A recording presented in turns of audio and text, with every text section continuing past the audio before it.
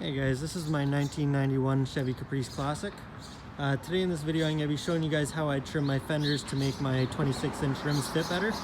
I was able to get them on without trimming, but they did rub quite a bit. So without doing any damage to my tire, I wanted to make it so I wasn't getting a rubber scrub when I was driving. Last year I did have 22s on here and I did notice they rubbed quite a bit. So this year, before I put the 26s on, I got all new suspension all the way around, and I got 3 to 5 inch lift cups put on. I got those from Universal Lift Kits online.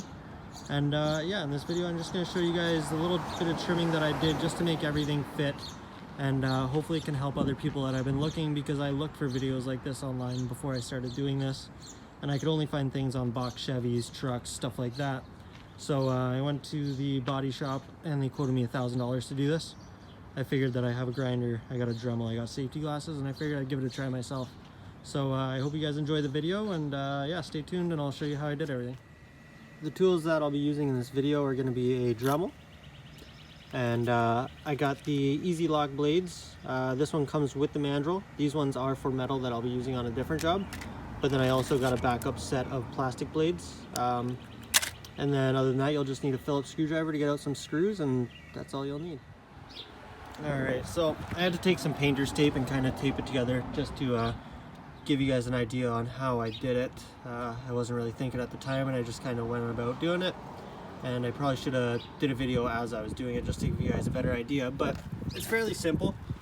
So there's going to be 2 screws. There will be one right here, and then right around where the tire scrubs, there's another one back there. So I took those out just to loosen it up a bit. And as you're cutting those parts, it'll be easier to come out instead of it being one big piece. And then what I did is I measured 1 inch from the bottom of my fender out. It's really up to you, depending on how big your rims are or what kind of look you want. You can do really however big of a gap you want. But I did 1 inch, and then I just did a straight diagonal line to meet with this part of the trim right here.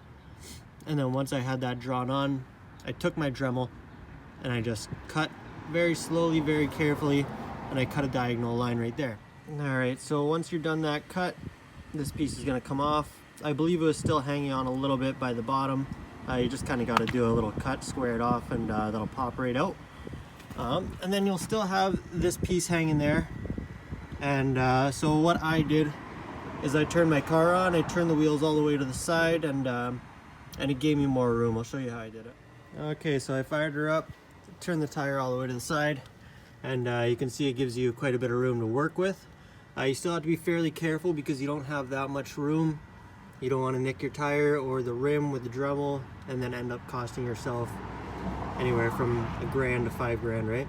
So then you'll get in there with the Dremel, you'll carve along the side here. So I gotta switch my view. You'll carve along the side, and then you'll carve back down. On my other one, I did go a little bit farther. I carved to this, so I'm still going to notch that out a little bit more just to give myself that little extra bit of clearance, just in case I'm turning and I hit a dip in the road or something like that, and it jumps up and gets it. So I'm going to end up carving that out a little bit more, but you'll carve that out, and then you'll be left with that. So now you have a nice bit of clearance, a nice pocket in there. I'm going to fill that in a little bit later on, and I'm going to show you guys how I end up doing that. And yeah, I'll show you guys the other side, how I went a little bit farther in, and it looks a little bit cleaner too, a little bit farther in too, so I'll show you guys that. Okay, so here's the other side here.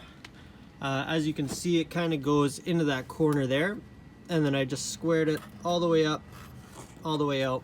And now you're left with pretty much just a square, which will be easier to patch. You don't have to do all these weird little cuts and stuff like that. So a little bit later on in the video, I'm going to show you how I'm going to patch it. I haven't started patching it yet, but I'm going to do that with you guys in the video just to give you guys an idea and an actual view of how I did it. Also, on the other part of the fender, I didn't have to cut anything. I just kind of took a hammer and I popped that in a little bit, and I bent that little lip up. So that little lip, it would have been very close to rubbing. So I just banged her in, and later I'm going to sand that down, give it some new paint, and you won't even be able to tell. Alright, let's get it started.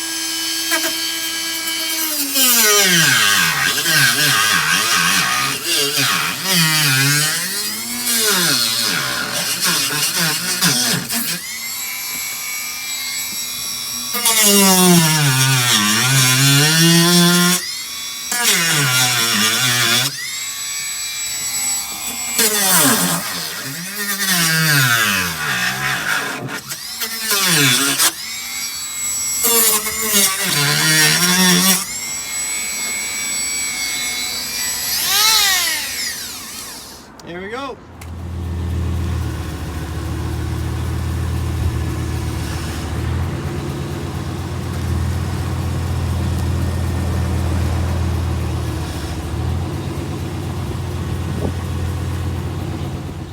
I did trim up my rear wheel wells a bit too. I noticed that when I was parked on an angle, this piece would almost, it kind of came down like this on an angle and it would almost touch my tire. So I just figured it'd be a little bit safer if I just trimmed that off. I did have clearance there, but just to be safe and not puncture my tire, I did trim that. All I really did was I just drew a line straight down from the angle here and just kind of squared it off. It was fairly easy. Wasn't too much work. I just put a blanket over the tire when I did it just to protect it from any sparks. And then this little piece here, where you can see here, it kind of popped out and hung out a little bit here. So I just took the grinder to that and I just shaved it down a bit. Not a lot of work, fairly easy. But yeah, so that's what I did to the backs, just to give that bit of clearance when it's parked on an angle. You really don't have to. There was clearance and I'm running 9-inch tires on there, so I really don't have to worry about in between here, but I still might roll those up a little bit just to give it a tiny bit of extra clearance in case it sways. So I know earlier on in this video I said I was going to show you guys how to patch that hole there. I've been working a lot and I really haven't had time to get around to it. So I've had a lot of people kind of ask me when I'm going to put this video out, so I'm just going to go ahead and post it, and when I get around to that part I will show you guys how I did it. I really just got a piece of like really flexible plastic and I'm just going to pop that in there, throw some screws in, and she'll be good to go, nothing too crazy. So I appreciate you guys all for watching this, and I really hope that this video can help somebody that's looking to cut their fenders and trim them, because I know when I was looking to do it I really couldn't find any information on it. A lot of box Chevys, stuff like that, but nothing on the bubble Chevys. So I really hope this can help somebody, and yeah, if you decide to cut your fenders, send me a video and I'd love to see it. Thanks for watching, guys.